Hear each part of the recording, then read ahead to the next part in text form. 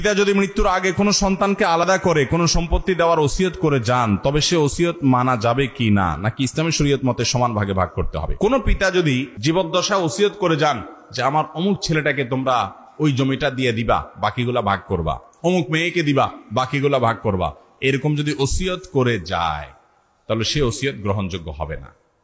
কারণ নবী আলাইহিস সালাম বলেছেন, লা ওয়াসিয়াতা লিওয়ারিস, কোন ওয়ারিসের জন্য কোন ওসিয়ত করা যাবে যার জন্য নির্দিষ্ট হিস্সা কোরআনে ঠিক করে দেওয়া আছে। ছেলে মেয়ে বাবা মায়ের সম্পদে নির্দিষ্ট হিস্সা পাবে কি পাবে না, অতএব তাদের জন্য আর বাবা মা কি করতে পারবে না, ওসিয়ত করে যেতে পারবে। তাহলে ওসিয়ত কার জন্য করতে পারবে? ওসিয়ত করতে পারবে এমন ব্যক্তির জন্য যে ব্যক্তি তার ওয়ারিস না। যেমন একজন অচেনা মানুষকে দিল, পালক পুত্র পালক মেয়ে থাকলে তাদেরকে দিল, নাতি নাতনি থাকলো, নাতি নাতনিরা ওয়ারিস না।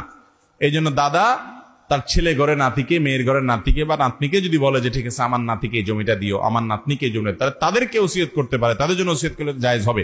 সেটা 1/3, তার টোটাল সম্পদের 1/3 এর মধ্যে হলে সর্বোচ্চ ওর মধ্যে কার্যকর হবে, এর বেশি করলে বাকিটুকু কার্যকর হবে না।